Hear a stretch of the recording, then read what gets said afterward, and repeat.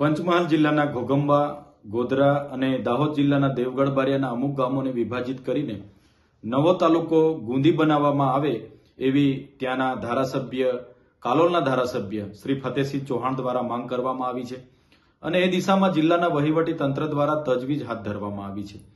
ત્યારે જે 48 ગામો ઘોગંબાના સમાવેશ કરવાની વાત એમણે કરી છે, એ ગામોના લોકોએ પોતાનો વિરોધ નોંધાવ્યો છે.